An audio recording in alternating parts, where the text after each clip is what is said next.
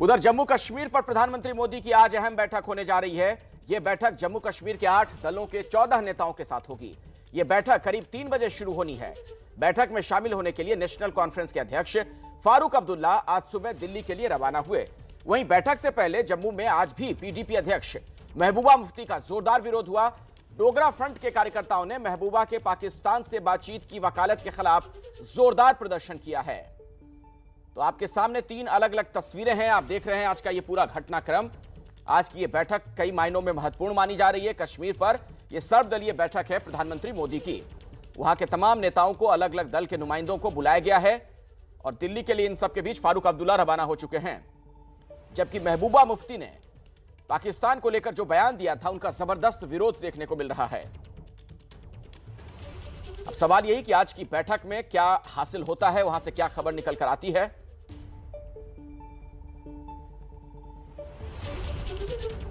प्रधानमंत्री नरेंद्र मोदी आज दिल्ली में जम्मू कश्मीर के सियासी भविष्य को तय करने के लिए विभिन्न राजनीतिक दलों से मिल रहे हैं। इन राजनीतिक दलों में जहां नेशनल कॉन्फ्रेंस और पीडीपी शामिल है, वहीं कांग्रेस और बीजेपी के नेता भी जम्मू से दिल्ली पहुंच गए हैं, जहां वो पीएम के साथ इस बैठक में शामिल होंगे। लेकिन इस बैठक से ठीक पहले जम्मू में महबूबा के पाकिस्तान के उस बयान के खिलाफ कितना गुस्सा है, जिस बयान में महबूबा ने यह कहा था कि इस बातचीत में पाकिस्तान को भी शामिल किया जाना चाहिए। यहां पर शिवसेना और डोगरा फ्रंट के कार्यकर्ता हैं। लगातार महबूबा मुफ्ती का बड़ा पोस्टर बनाया गया है, जिसमें महबूबा को तिहाड़ जेल में दिखाया गया है।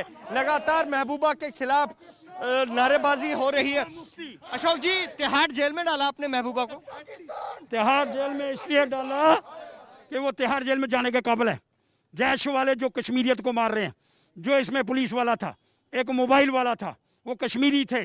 जिस कश्मीरियत और इंसानियत की बात करती है, वो जैश वाले पाकिस्तान का आउटफिट है। और जब पाकिस्तान जैश के रूप के अंदर कश्मीरियत को मार रहा है, तो कैसी बातचीत पाकिस्तान के साथ? महबूबा मुफ्ती और गुपकार ग्रुप जवाब दे। इसलिए मैं स्पष्ट कर रहा हूँ, ये बातें कदापि बर्दाश्त नहीं होंगी। इसलिए ये लेडी जो दिल्ली गई है, इसको जम्मू मत आने दो, इसको तिहाड़ जेल भेजो। इसकी जगह तिहाड़ जेल है, क्योंकि ये पाकिस्तानी समर्थक है। तिहाड़ जेल में इनकी जगह है, इस तरह से आरोप लगा रहे हैं। यहाँ कुछ युवा भी हैं, युवाओं में भी रोष है महबूबा के उस बयान का, जिसमें उन्होंने पाकिस्तान के बातचीत में शामिल करने की बात कही। अरे युवाओं को खास करके महबूबा मुफ्ती पसंद नहीं है। ये जब बात करती है, हिंदुस्तान में कुछ उलट पुलट हो जाती है। कश्मीर को पाकिस्तान को स्टेक होल्डर बनाना कश्मीर के मुद्दे के अंदर, अरे हु इज पाकिस्तान, कौन है पाकिस्तान? और आप सिर्फ एक बात देखिए, 370 खत्म होने के बाद जैसे आतंकवादी गतिविधियां और मौत की गतिविधियों में फर्क पड़ गया था, इसके स्टेटमेंट देने के बाद जेकेपी का सीआईडी ऑफिसर परवेज अहमद डार, उसे मार दिया गया। कलहबा कत्ल के अंदर जो है मोबाइल शॉप ओनर को मौत के घाट उतार दिया गया। अरे इसका स्टेटमेंट जो है वो सिर्फ अलगाववाद, आतंकवाद बढ़ाता है। ये पोस्टर सिर्फ यही दिखाता है।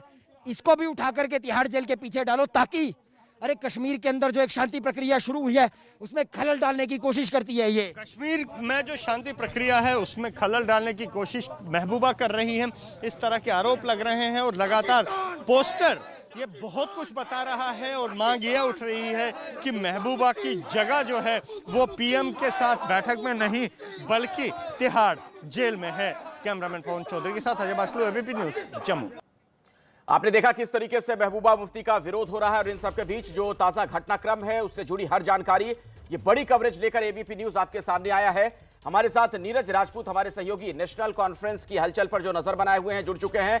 नीरज पांडे के पास भी आपको लिए चलेंगे, बीजेपी खेमे में क्या कुछ है वो आपको बताएंगे। अंकित गुप्ता महबूबा मुफ्ती से जुड़ी खबर पर नजर बनाए हुए हैं। आशीष कुमार सिंह हमारे साथ जुड़े हुए हैं, कांग्रेस की हर हलचल से आपको वाकिफ करवाएंगे। पहले अंकित, मैं आपके पास आना चाहूंगा, क्योंकि महबूबा मुफ्ती का जबरदस्त विरोध हमने देखा। आपके पास क्या सूचना मिल रही है, क्या जानकारी वहां से? अखिलेश, फिलहाल मैं मौजूद हूँ इस वक्त दिल्ली के चाणक्यपुरी में बने जेके हाउस पर, जम्मू कश्मीर हाउस पर, और यहाँ पर महबूबा मुफ्ती भी मौजूद हैं और जो बीजेपी के जो नेता बैठक में शामिल होने वाले हैं वो भी मौजूद हैं। उसके अलावा भी जो अन्य नेता जिनको प्रधानमंत्री आवास या प्रधानमंत्री कार्यालय से निमंत्रण दिया गया है वो भी, उसमें से कई सारे नेता यहाँ पर मौजूद हैं। तो इसी वजह से यहाँ पर सुरक्षा का तगड़ा इंतजाम किया गया। पहले आपको तस्वीरें जरूर दिखा देता हूँ क्योंकि जम्मू कश्मीर के नेता यहाँ पर मौजूद हैं, लिहाजा जम्मू कश्मीर हाउस की जो सुरक्षा है वो यहाँ पर जो काफी बढ़ा दी गई है और वो तस्वीरें भी यहाँ पर देखने को मिल रही हैं। बात की जाए यहाँ की घटनाक्रम की तो फिलहाल जैसी जानकारी मिल रही है जो बीजेपी के नेता हैं वो हो सकता है कि कुछ देर में यहां से निकले एक बैठक के लिए। हालांकि अभी आधिकारिक तौर पर यह जानकारी नहीं आई है, लेकिन सूत्रों से जानकारी मिल रही है कि बीजेपी के नेता जो यहां पर मौजूद हैं वो बीजेपी मुख्यालय जा सकते हैं एक बैठक के लिए। और दूसरी चीज, जो महबूबा मुफ्ती हैं वो करीबन दोपहर में 2 बजे के बाद 2 सवा 2 बजे के आसपास यहां से निकल सकती हैं प्रधानमंत्री आवास के लिए। तीसरी चीज, ये जितने भी नेता जो बैठक में शामिल हो रहे हैं उनमें से सभी नेताओं से कहा गया था, क्योंकि प्रधानमंत्री के साथ बैठक है लिहाजा एक प्रोटोकॉल है और वो प्रोटोकॉल ये कहता है कि सभी नेताओं को अपना RT-PCR टेस्ट करवाना जरूरी होगा। तो अधिकतर नेता अपनी जो या तो टेस्ट रिपोर्ट लेकर के आए हैं या वो टेस्ट रिपोर्ट का इंतजार कर रहे हैं। तो कुल मिलाकर के घटनाक्रम तेज है और लगातार जो तस्वीरें आ रही हैं वो भी यही बयान कर रही हैं कि कितनी महत्वपूर्ण है आज की बैठक। चलिए अंकित, मैं आपके पास भी आता हूं, बाकी संवाददाताओं का भी रुख करें, उससे पहले अपने दर्शकों को एक बड़ी जानकारी दें। सूत्रों के हवाले से हमें एक और जानकारी मिल रही है कि प्रधानमंत्री की बैठक से पहले बीजेपी मुख्यालय में होगी जम्मू कश्मीर से जुड़े बीजेपी नेताओं के साथ JP नड्डा की बैठक। यह एक ताजा सूचना हमें मिल रही है, बड़ी जानकारी कि बीजेपी के नेताओं की भी अलग से बैठक होनी है जिसमें निर्मल सिंह से लेकर कविंद्र गुप्ता, रविंद्र रैना, तमाम लोग शामिल होने वाले हैं। हमारे साथ नीरज पांडे हैं, इसी खबर पर बीजेपी से जुड़ी हर हलचल हम तक पहुंचा रहे हैं। इस खबर को लेकर क्या जानकारी मिल रही है नीरज? जी बिल्कुल, कई बार यह होता है कि भारतीय जनता पार्टी जो अपना एजेंडा, जो अपनी बात रखना चाहती है, भारतीय जनता पार्टी के शीर्ष नेतृत्व और लोकल लीडर्स में कभी भी मतलब उनकी जो सोच है उस पर कोई डिफरेंस नहीं रहता। यही कारण माना जा रहा है कि करीब 12 बजे के आसपास भारतीय जनता पार्टी के जम्मू के जो नेता हैं वो JP नड्डा से मुलाकात कर सकते हैं भाजपा मुख्यालय में, और मुलाकात करके वो आगे क्या प्रधानमंत्री जी के साथ बैठ के बातचीत करेंगे, क्या बात रखेंगे, इस पर एक चर्चा हो सकती है। तो ये इस बैठक को अहम माना जा रहा है कि जो जम्मू कश्मीर के नेता हैं उस प्रधानमंत्री की बैठक से पहले राष्ट्रीय अध्यक्ष के साथ बैठेंगे और एक कॉमन मिनिमम एजेंडा तैयार करेंगे, एक कॉमन बातचीत तैयार करेंगे कि उसी बात को प्रधानमंत्री आवास में प्रधानमंत्री की मीटिंग में और सारे लोगों की मीटिंग में रखा जाए। तो ये बैठक हो सकती है। जी अखिलेश। जी, मैं आपके पास फिर आता हूं, उससे पहले जरा अंकित के पास हम चल लेते हैं। अंकित, वहां से भी कुछ जानकारी मिल रही है जम्मू कश्मीर हाउस से इस बैठक से जुड़ी हुई? निश्चित तौर पर अखिलेश, जैसा मैंने अभी पिछली चर्चा के दौरान बताया था कि यहाँ पर सूत्रों से यही जानकारी मिल रही है कि बीजेपी के जो तीनों जो नेता हैं जो कि जम्मू कश्मीर से यहाँ पर पहुंचे हैं वो अब से कुछ देर बाद यहाँ से निकलेंगे और बीजेपी मुख्यालय के लिए रवाना होंगे और वहां पर JP नड्डा के साथ बैठक होगी। हालांकि सूत्रों से जानकारी मिल रही है, आधिकारिक तौर पर जानकारी निकल के सामने नहीं आई है, लेकिन जिस बात का जिक्र नीरज ने किया कि एक रणनीति के तहत ये इस तरीके से किया जा रहा है कि जिससे कि जब बैठक में ये सभी नेता पहुंचे तो बीजेपी का आधिकारिक तौर पर क्या जो पक्ष होगा वो समान रहे। जी, अब नेशनल कॉन्फ्रेंस खेमे में क्या हलचल है वो भी हम समझने की कोशिश करेंगे। हमारे साथ तमाम जो मेहमान जुड़ रहे हैं उनसे मैं आपका परिचय करवा दूं। माजिद हैदरी हमारे साथ हैं, राजनीतिक विश्लेषक हैं। ललित अंबरदार हैं, कश्मीरी एक्टिविस्ट हैं और देश रत्न निगम हमारे साथ जुड़े हुए हैं, वकील हैं आप। शाह मोहम्मद तांत्रे भी हमारे साथ जुड़ चुके हैं, PDP के नेता। शाह मोहम्मद साहब, आपसे ही मेरा पहला सवाल है, आप लोगों का क्या रुख रहने वाला है? चूंकि जो महबूबा मुफ्ती का पाकिस्तान को लेकर बयान आ गया उसे लेकर बड़ा विवाद देखने को मिल रहा है।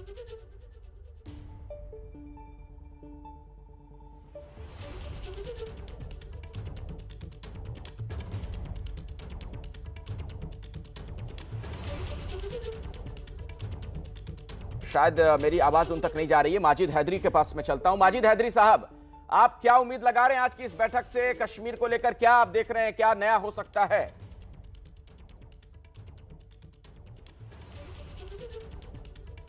जी देखें, आज का जो दिन है बहुत ही महत्वपूर्ण है, खुशी का दिन है, आशा का दिन है, उम्मीद का दिन है, क्योंकि माननीय प्रधानमंत्री जी ने लोकतंत्र की विधि जो है वो नए से जिंदा करने का जम्मू कश्मीर में एक निर्णय लिया है और उस पर आज चर्चा होगी। ये बहुत ही महत्वपूर्ण दिन है और खासतौर पे जो कश्मीर के जो नेता हैं जो पिछले 2 वर्ष से इंतजार कर रहे थे कि कब मोदी जी के तरफ से एक न्योता आएगा, तो वो तो आज बस एक वो गाना गा रहे हैं कि चलो बुलावा आया है, मोदी ने बुलाया है। सब एक उम्मीद के साथ वहां पे गए। और लेकिन रही बात जो आप बार बार पाकिस्तान की बात कर रहे हैं कि पाकिस्तान क्यों नहीं, देखिए, पाकिस्तान के साथ बातचीत करना इसलिए जरूरी है क्योंकि हमारी सेना ने अभी हाल ही में 2 महीने पहले पाकिस्तान की सेना के साथ, दुश्मन पाकिस्तान की सेना के साथ सीज फायर किया है। इंडस वाटर ट्रीटी के भारत के कमिश्नर ने नई दिल्ली में इसी साल मार्च के महीने में पाकिस्तान के इंडस वाटर ट्रीटी कमिश्नर के साथ बातचीत की। माननीय प्रधानमंत्री जी चिट्ठी भेजते हैं इमरान खान साहब को, वो वापस जवाब देते हैं। हमारे एनएसए पाकिस्तान के एनएसए से मिलते हैं। तो पाकिस्तान से बात क्यों नहीं हो? क्योंकि हम नहीं चाहते जंग पर खर्चा हो और अमेरिका वो हथियारों का फायदा ले। हमारे देश में लोग वेंटिलेटर के खातिर मरे, ऑक्सीजन के खातिर मरे। हमें हथियारों पर खर्चा नहीं करना है। हमें पाकिस्तान से दोस्ती चाहिए, बहुत अच्छे हालात चाहिए कि हमें हथियारों पर खर्चा ही ना करना पड़े। नहीं, वो तो आपकी बात सही है, कश्मीर के हित की बात नहीं है, ठीक है, ठीक है, वो तो आपकी बात सही है, समझना चाहिए। जी जी, लेकिन सवाल ये है ना देश रत्न निगम जी, आपसे मैं समझना चाहूंगा इसका जवाब। मसला ये है कि कश्मीर को लेकर जब बैठक हो रही है, इसमें पाकिस्तान से बातचीत का क्या मतलब है? ये हमारा अंदरूनी मसला है।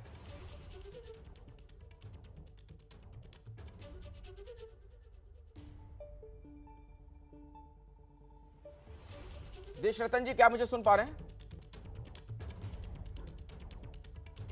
जी एकदम अखिलेश जी, आपने एकदम सही बात करी। और विदेश नीति केंद्र के दायरे में आता है, राज्य सरकारों के दायरे में नहीं आती। और ये इसलिए इस तरह, जी जी सुन पा रहा हूँ, आवाज आ रही है आपकी? जी जी, मेरी आवाज आ रही है आपके पास? बिल्कुल बिल्कुल सर, हाँ। मेरी आवाज आ रही है आपके पास? मेरी आवाज आ रही है आपके पास? जी आ रही है, बोलिए सर, बोलिए। हाँ, मैं ये कह रहा हूँ कि जो विदेश नीति है केंद्र सरकार के दायरे में आती है, उनका अधिकार क्षेत्र है। इसमें राज्य सरकारों का कोई इसमें वो नहीं होता, कोई ओपिनियन वगैरह इनका नहीं हो सकता। और दूसरा मैं ये कह दूं कि केंद्र सरकार जिस विषय पे बात कर रहे हैं वो पाकिस्तान से, वो सीज फायर का है, क्योंकि पाकिस्तान बार बार सीज फायर का उल्लंघन करता है, जिसके कारण से सीज फायर की बात हो रही है। रही पाकिस्तान से जो बात करने की बात है, वो पाकिस्तान अनधिकृत जो कश्मीर है, पाकिस्तान ने कब्जा जमाया हुआ है, बात उस पर करनी है, जो अमित शाह जी ने लोकसभा की बैठक में साफ साफ कर दिया था। और ये जो इस वक्त जब कश्मीर के अंदरूनी हालात के लिए और राजनीतिक प्रक्रिया शुरू करने की बात हो रही है, वहां पाकिस्तान का नाम लाना, इसका मतलब साफ है कि ये जो पार्टीज हैं बहुत सीरियस नहीं है इन सारे इशू पे, और इसका अंतर्राष्ट्रीयकरण करना चाहती हैं, जो कि खत्म हो चुका है। चाहे यूनाइटेड नेशन हो, चाहे चाइना की मदद पाकिस्तान ने ली हो, उनको यूनाइटेड नेशंस में या सिक्योरिटी काउंसिल में कोई उसका लाभ या फायदा नहीं हुआ है। सारे के सारे रिजोल्यूशन मैं आता हूं देश रत्न निगम साहब आपके पास, लेकिन उससे पहले जरा ये तस्वीरें जो हम दर्शकों को दिखा रहे हैं वो बता दें। ये आप देख रहे हैं फारूक अब्दुल्ला जब रवाना हुए हैं उस दौरान की तस्वीर है, और खबर यह है कि बस कुछ ही देर में वो दिल्ली पहुंच जाएंगे। आज इस बैठक में वो भी शामिल हो रहे हैं, और फारूक अब्दुल्ला की तरफ से दरअसल ये भी कोशिश की गई थी कि जो नेता नाराज हैं या जो बैठक में शामिल नहीं होना चाह रहे हैं, उन्हें भी मनाने का प्रयास उनकी तरफ से किया गया था। और आज इस लिहाज से फारूक अब्दुल्ला का भी इस बैठक में होना बड़ा महत्वपूर्ण है। दिल्ली से वो दिल्ली के लिए रवाना हो चुके हैं फारूक अब्दुल्ला।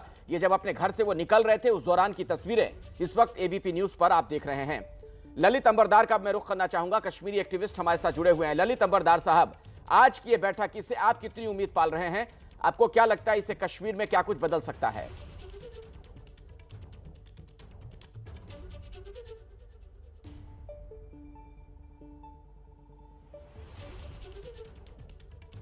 देखिए, मुझे नहीं मालूम कि नरेंद्र मोदी का अपने प्राइम मिनिस्टर का क्या टारगेट है, क्या एजेंडा है इस बातचीत करने का। क्योंकि जैसे आप जानते हैं, मैं जानता हूं, जो कार्य जम्मू में लोग देखते हैं उनको कश्मीर में जो लोग देख रहे हैं, मुझे नहीं लगता कि 1.5 साल 5 अगस्त 2019 के बाद में इन पॉलिटिकल पार्टीज में या उनके लीडरान के बीच में कोई चेंज आया हुआ। वो 4 अगस्त 2019 को जो उन्होंने स्टेटमेंट इशू किया था ये गुप्कार गैंग ने, वहां से उसी पे कायम है लोग कि भाई हमको 370 वापस चाहिए, 35 वापस चाहिए। पाकिस्तान का जो कल महबूबा मुफ्ती ने एक्चुअली एक एजेंडा सेट किया, जब उन्होंने पाकिस्तान का नाम लिया, उन्होंने आज की मीटिंग का एजेंडा सेट किया, क्योंकि पाकिस्तान चाहता है कि हिंदुस्तान के अंदर पाकिस्तान की चर्चा हो। और महबूबा मुफ्ती ने अपने जो उनका जो पार्टी का जो मैनिफेस्टो है उसके अंतर्गत उसने पाकिस्तान की वहां पे एडवोकेसी की, पाकिस्तान का नाम लिया। तो अंतर्राष्ट्रीयकरण तो छोड़िए आप, पाकिस्तान को हिस्सेदार बनाना कश्मीर के इस्लामिस्टों का एक उद्देश्य है, वो है।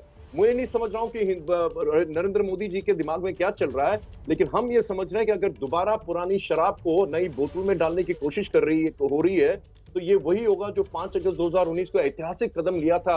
एक सनातनी सोच दिख रही थी दिल्ली के अंदर सैकड़ों वर्षों के बाद, तो मैं समझ रहा हूं कि उसको डाइल्यूट करने की कोशिश होगी। शाद मोहम्मद तांत्रे साहब, क्या मेरी आवाज आप तक आ रही है? मैं आपसे पहले भी बात करने की कोशिश कर रहा था, आप मुझे सुन नहीं पाए थे। जी आ रही है। जी, मेरा सवाल यह है कि आखिर पाकिस्तान राग छेड़ने का क्या मतलब है? महबूबा मुफ्ती आखिर जो कश्मीर को लेकर बातचीत होनी है प्रधानमंत्री के साथ सभी दल के नेताओं की, उससे पहले पाकिस्तान की चर्चा क्यों कर रही हैं? दिल्ली में जो जम्मू कश्मीर हाउस है वहां से क्या ताजा जानकारी मिल रही है, जानते हैं। सीधे मैं आपको लिए चलता हूं अंकित गुप्ता के पास, हमारे सहयोगी हमारे साथ जुड़े हुए। अंकित, उसी के ऊपर में पड़ा।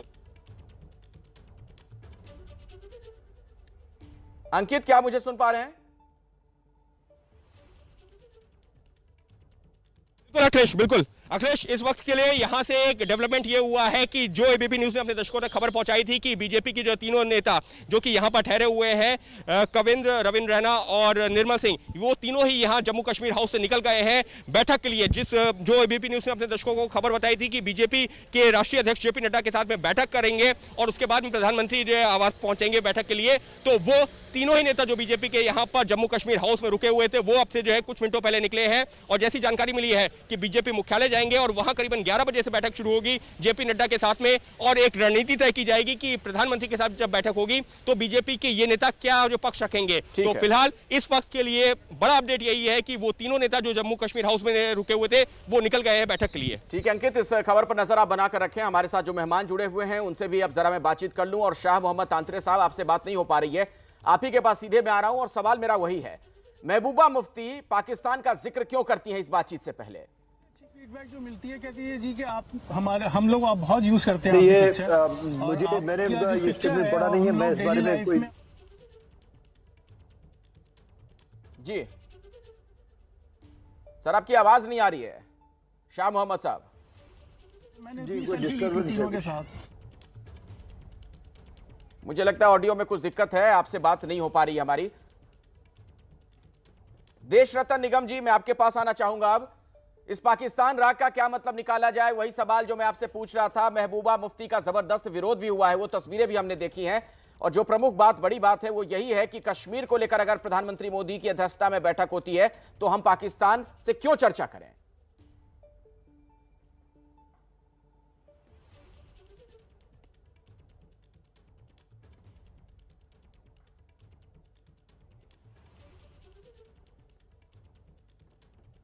देखिए, इसमें पाकिस्तान से चर्चा करने का तो कोई सवाल ही नहीं उठता। जम्मू कश्मीर पे रही शांति और पाकिस्तान के साथ बात करने की, पाकिस्तान खुद कभी शांति चाहता नहीं है और उन्होंने हमेशा सीज फायर का एग्रीमेंट को, जो संधि होती है उसको हमेशा तोड़ा है। बार बार बैठकें होती हैं डीजी डायरेक्टर जनरल लेवल पर, लेकिन उसको बार बार पाकिस्तान उसका उल्लंघन करता है। लेकिन हर बार हिंदुस्तान उसका उचित जवाब भी देता है। अगर एक गोला वो बरसाते हैं तो इधर से 5 गोले जाते हैं। तो ये एक पाकिस्तान को बात समझ में आ गई है। और ये इस वक्त पाकिस्तान का नाम लेना बहुत ही, देखिए, महत्वपूर्ण है। उस हिसाब से इसमें पीडीपी का आपको खेल नजर आएगा। वो ये है कि पाकिस्तान का अभी के वक्त क्या एजेंडा है कि वो चाहता है कि 370 और 35A हट जाए। अभी का आज का जो एजेंडा है उनका। दूसरा, जो पाकिस्तान से बहुत ही कत्लेआम बलात्कार करके जो कश्मीरी पंडित और हिंदू भगाए गए थे वो वापस ना बसाए जाएं। ये उनका इस वक्त आज की तारीख में जो एजेंडा, इसी के स्तर पर वो वहां पर आपने जैसा दिखाया पाकिस्तान में आईएसआई के साथ, इसी कारण से वो इमरान खान 2 बार अपनी बैठक कर चुके हैं। तो ये जो 2 एजेंडा है, ये इसको ही ऊपर उभारने के लिए महबूबा मुफ्ती ने पाकिस्तान का नाम लिया है। ठीक है, और ये खतरनाक है। और सर, मैं आपको थोड़ा बीच में रोक रहा हूं क्योंकि एक बड़ी खबर है, अपने रिपोर्टर्स का भी हम रुख करना चाहेंगे। माजिद हैदरी भी मेरे साथ जुड़े हुए हैं, ललित अंबरदार भी हैं, उनके पास भी हम चलें। उससे पहले आशीष कुमार सिंह का मैं रुख करना चाहूंगा, हमारे वरिष्ठ सहयोगी हमारे साथ जुड़े हुए हैं। आशीष, कांग्रेसी खेमे से क्या सूचना मिल रही है, क्या हलचल है, आज की इस बैठक को लेकर उनका क्या रुख रह सकता है?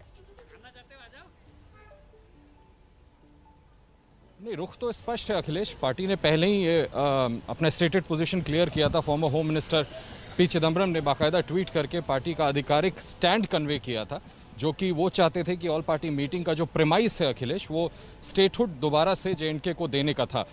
इसके अलावा उन्होंने स्टेटस को एंटे मेंटेन करने की बात कही थी, जो साफ तौर पर जिसके मायने ये थे कि 370 और 35A वापस लाया जाए। हालांकि डॉक्टर मनमोहन सिंह की अध्यक्षता में जम्मू कश्मीर कमेटी जो कांग्रेस की है उसकी बैठक हुई, जिसके बाद ये तय किया गया था। परसों रात मेरी गुलाम नबी आज़ाद साहब से बात हुई थी, जिसमें उन्होंने कहा था कि क्योंकि प्रधानमंत्री की तरफ से इन सभी लोगों को कोई एजेंडा नहीं दिया गया है, इसलिए जब मीटिंग में वो जाएंगे वहाँ जो एजेंडा सामने आएगा उस पर अपना जो भी पोजीशन होगा वो फॉर्मुलेट किया जाएगा। बहरहाल मैं एक अपडेट आपको दे दूं कि मैं गुलाम नबी आज़ाद साहब के घर पे हूं। ठीक 11 बजे यहाँ गुलाम अहमद मीर और ताराचंद जो दो अन्य लोग गुलाम नबी आज़ाद के साथ बैठक में जाने वाले हैं, वो लोग यहाँ आएंगे और मुझे लगता है 2-2.5 घंटे आपस में विमर्श करने के बाद सीधे 3 बजे प्रधानमंत्री के निवास पर इस ऑल पार्टी अहम बैठक के लिए जाने वाले हैं। अखिलेश, चलिए, शुक्रिया आपका आशीष इस जानकारी के लिए। मैं आपके पास दोबारा फिर से आऊंगा, लेकिन जरा आप देखते हैं कि आखिर नेशनल कॉन्फ्रेंस से क्या सूचना मिल रही है। चूंकि नीरज राजपूत हमारे सहयोगी हमारे साथ जुड़े हुए हैं। नीरज, आपके पास क्या जानकारी है? फारूक अब्दुल्ला कब तक पहुंच रहे हैं? देखिए अखिलेश, इस वक्त मैं जो फारूक अब्दुल्ला के बेटे हैं उमर अब्दुल्ला, उनके घर के बाहर खड़ा हूं। उमर अब्दुल्ला पहुंच चुके हैं इस मीटिंग में, यानी कि प्रधानमंत्री की मीटिंग में हिस्सा लेने के लिए पहुंच चुके हैं। मैं आपको इस जो मीटिंग होने जा रही है इसके बैकग्राउंड के बारे में बता सकता हूं कि आखिरकार ये मीटिंग क्यों बुलाई गई प्रधानमंत्री द्वारा। सबसे पहले तो ये बात करेंगे कि कुछ दिन पहले ही थल सेना प्रमुख ने जम्मू कश्मीर की यात्रा की, दौरा किया था और वहां जाकर रिव्यू किया कि सिक्योरिटी कैसी है एलओसी पर भी और साथ ही हिंटरलैंड में, यानी कि कश्मीर घाटी में आतंकवाद के खिलाफ। और जो वायलेंट इंडिकेटर्स बताते हैं पिछले 6-7 महीने के या पिछले 1 साल के, वो बताते हैं कि हिंसा बहुत कम हो चुकी है, आतंकवाद बहुत कम हो चुका है, आतंकी घटनाएं बहुत कम हो चुकी है, आतंकी न्यूट्रलाइज जरूर किए जा रहे हैं। इसके अलावा जो पत्थरबाजी की घटनाएं हैं वो बिल्कुल बंद हो चुकी हैं इस वक्त कश्मीर घाटी में, चाहे उसको आप कह सकते हैं कि लॉ एंड ऑर्डर की वजह से हो या फिर जो कोरोना की वजह से जो बंद और लॉकडाउन था उसकी वजह से। लेकिन पिछले 1-1.25 साल से कश्मीर में पत्थरबाजी बिल्कुल बंद हो चुकी है। ओडीडब्ल्यू जो है, ओवरग्राउंड वर्कर्स जो है, उन पर नकेल कसी जा रही है, क्योंकि जो आतंकी संगठन है वो बिल्कुल लगातार उनके जो सदस्य हैं या रिक्रूटमेंट है वो भी बहुत कम देखने में आ रही है। जो एलओसी से घुसपैठ होती थी पाकिस्तान से आतंकियों की, वो जो एग्रीमेंट किया गया फरवरी के महीने में दोनों देशों के डीजीएमओ के बीच में, जी कुछ दिक्कत आ गई है। दोबारा कोशिश हम करेंगे कि आपसे और अधिक जानकारी लें। फिलहाल वक्त इतना ही है। आप तमाम लोगों का हमारे साथ जुड़ने के लिए बहुत बहुत शुक्रिया।